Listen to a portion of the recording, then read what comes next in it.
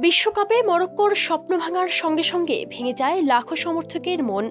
সেই তালিকায় ছিলেন বলিউড অভিনেত্রী ও নৃত্যশিল্পী নোরা ফাতেহিও। প্রিয় দলের বিদায় মেনে নিতে না পেরে গ্যালারিতেই চোখের পানি মুছতে দেখা যায় তাকে।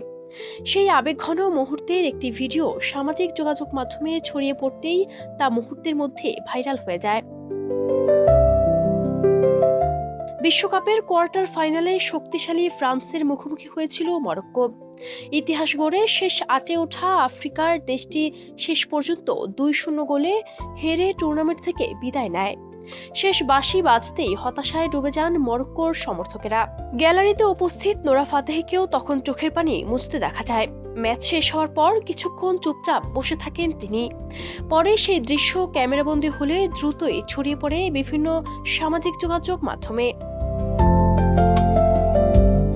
তবে এটি প্রথমবার নয়। পুরো বিশ্বকাপ জুড়েই মরক্কোর অন্যতম আলোচিত সমর্থক ছিলেন নোরা। দলের প্রায় প্রতিটি গুরুত্বপূর্ণ ম্যাচে গ্যালারিতে উপস্থিত থেকে সমর্থন দিয়েছেন তিনি। মরক্কোর জয় উদযাপন করেছেন, আবার হারের কষ্ট ভাগ করে নিয়েছেন একজন সাধারণ সমর্থকের মতো।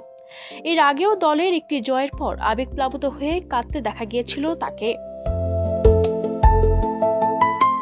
বিশ্বকাপ চলাকালে ভারতীয় সমর্থকদের একটি ঘটনা নিয়েও কথা বলেছিলেন নোরা। তিনি জানান, গ্যালারিতে অসংখ্য ভারতীয় ভক্তকে মরক্কোর জার্সি পরে নিজেদের দলের মতো সমর্থন দিতে দেখে তিনি অভিভূত হয়ে পড়েছিলেন।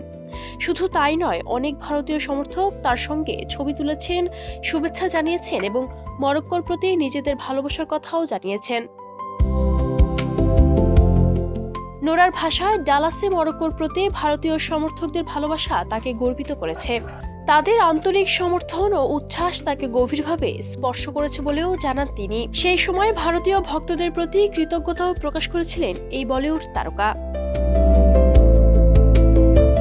মরক্কোতে জন্ম নেয়া নোরা ফাতেহি পরে পরিবার সহ কানাডায় বেড়ে ওঠেন। এরপর বলিউডে নিজের ক্যারিয়ার গড়ে তোলেন এবং বর্তমানে ভারতের বিনোদন অঙ্গনের অন্যতম পরিচিত মুখ।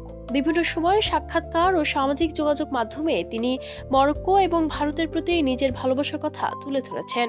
জন্মভূমির প্রতি তার টান যে এখনো অটুট। বিশ্বকাপে মরক্কোর প্রতিটি ম্যাচে তার উপস্থিতি এবং দলের বিদায়ের পর চোখের সেই অশ্রুই যেন তার আরেকটি প্রমাণ হয়ে থাকলো।